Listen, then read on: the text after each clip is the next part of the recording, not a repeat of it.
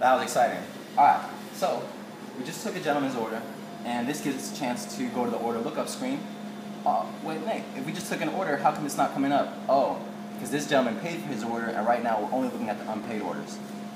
If we took that to both, we would have that order that just came up, it's a to-go order. For the customer's name, I put gentleman blue shirt so we could identify him when the pizza's ready. But this is what he ordered. You'll notice that he has paid in full. This is the payment that he gave us. If it was a cash order, it would say cash. Online prepaid, same kind of deal. But this gentleman has ordered. When I highlight his order, it's got all the stuff that he wanted on it. So far so good. Now, to get back to where we were in our explanation before, we had just deferred an order, and I'd like to point out something else while we're at this point. Order lookup, paid both, but we don't see the deferred order, and that's because it's not in there just yet. Oops. In order to find the deferred orders, we would just go to deferred order, and here it is. We can edit the order, print the order.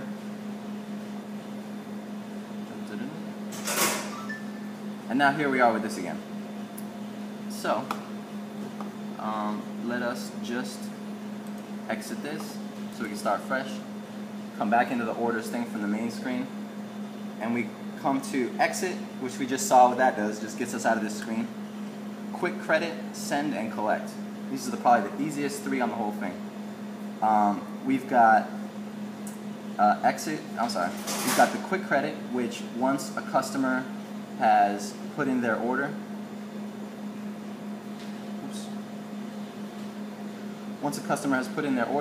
if they just want to pay by credit card, we can do quick credit and just swipe their card, nice and easy. If they want to pay by some other method, we just do collect. And up here we have the different options of payment.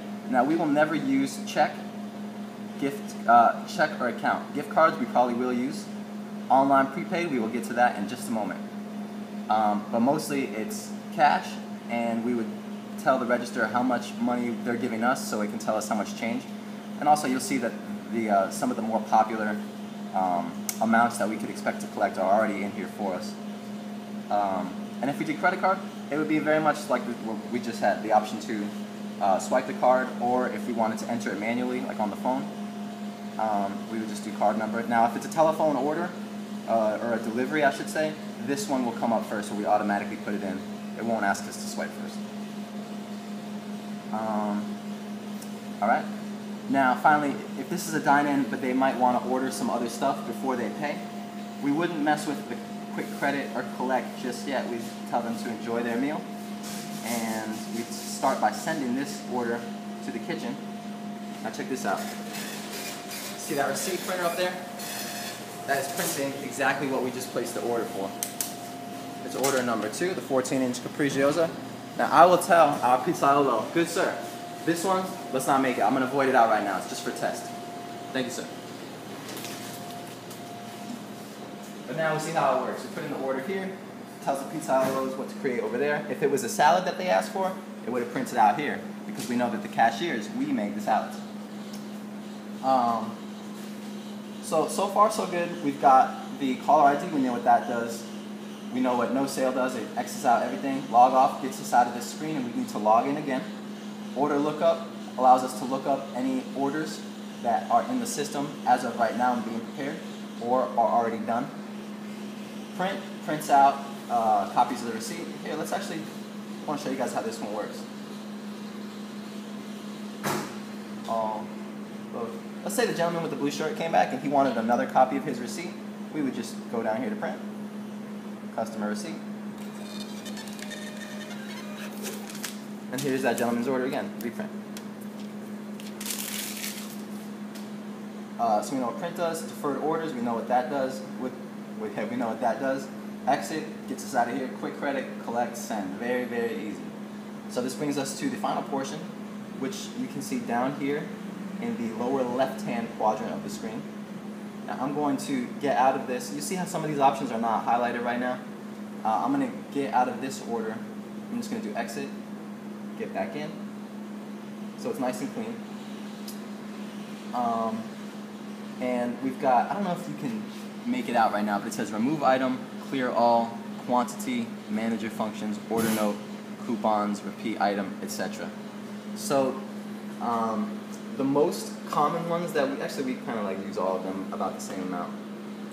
But what do we want to do? Let's start with a real order that we have. Maybe even that one that we just told our Pizzaiolo is just a test. And we come up here. This is the order that we just took. Now we want to void it. So what we're going to do is we're going to click on Manager Functions.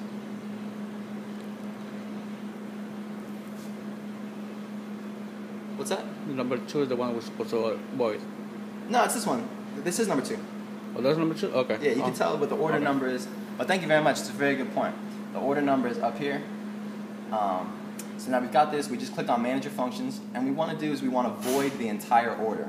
Now, it's not always going to be a void. Sometimes a customer has an issue and they want to have their item comped, which we are happy to do most of the time. A % off or edit price. Sometimes if we've taken an order through like an online site that hasn't updated the pricing, we have to edit it. But most of the time it's going to be a void or a comp. So in this case, we want to void the entire order. We could also just do this item. It would be about the same thing at this point. Void the entire order. Cancel, apply, okay. We want to apply. And it's going to ask us why. What's the reason? Why are we doing this? And we're going to say it's just a test. Okay. But you see, there's all kinds of different stuff that we've put in. And these are just generalized notes for voids or comps. Anyway, for this one, we're just going to do test. Click OK. And look, it's changed. So 0, 0, 0, 0. And the reason that we even spend our time doing this is so that our closings at the end of the night, the cash register, expects to have the right amount in there, and we don't run into problems. So, okay.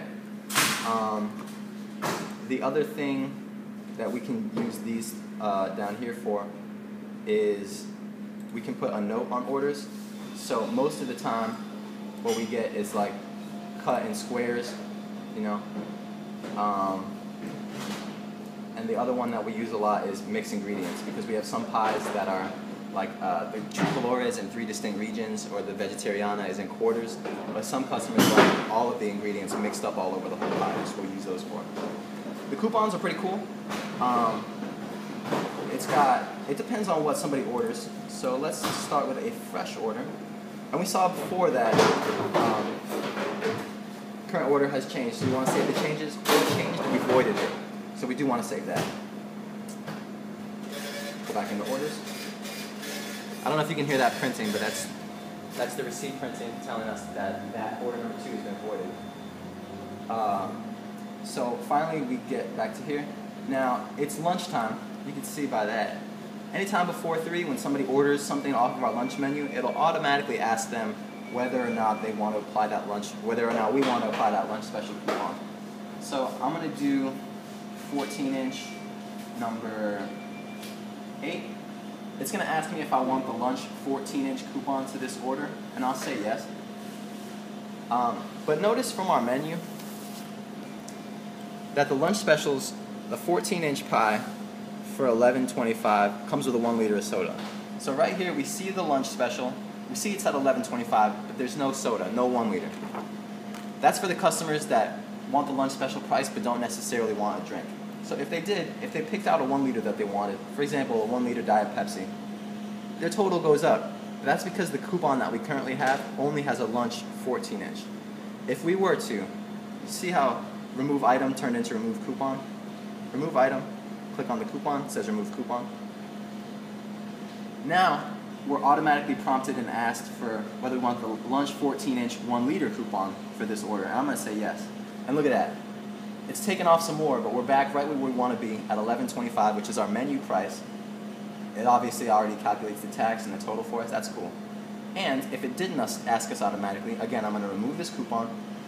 But you see this coupons button down here that we glazed over before? With this stuff already in the customer's order, I'm going to click on this coupons thing, and what comes up is all the coupons that they're eligible for at that moment. You got our student discount, our employee discount, in case it's one of us that's ordering. Coupons which are expired, but they're good for the $15 that they were originally purchased for. And here we have our lunch 14-inch and our lunch 14-inch 1 liter. We want to do the lunch 14-inch 1 liter, and here we are again. So we've gotten through our remove item. Now check this out. If I remove this item, that 1 liter coupon is no longer valid. Okay. And we could remove this one. So now we're right back where we started. We've been through manager functions, order note.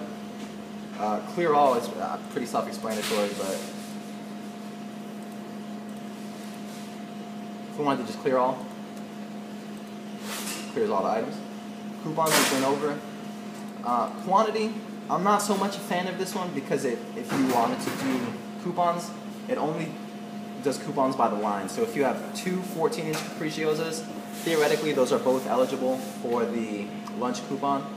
But that's why I would just enter them in separately, and then I would give them the discount separately. Oops. Excuse me for that. But again, let's clear all. Coupons we've been over, and repeat item, that's cool. So if we wanted an 18-inch cacciatore with half of it to have corn, capers, yellow peppers, and spinach, one thing that we could do is we could just repeat that item. And look at that, 2 of those, right, ready to go. Let's clear all again. Alright, now, at this point, we have been through every aspect of the order taking process, every region of the screen, etc. It does take a little bit of getting used to, but it's more fun than anything else. And when we can identify customers when they call using this caller ID thing, some of them really appreciate that. And it allows us to not have to spend their time and their energy repeating to us their phone number, their address, etc. In the next portion of the video, we're going to go through what happens after all the order taking is done, or at least later in the evening when we are cashing out drivers, balancing our cash drawer, and closing the register for the entire night. But for now, think about what we learned here, and we'll be back in just one moment.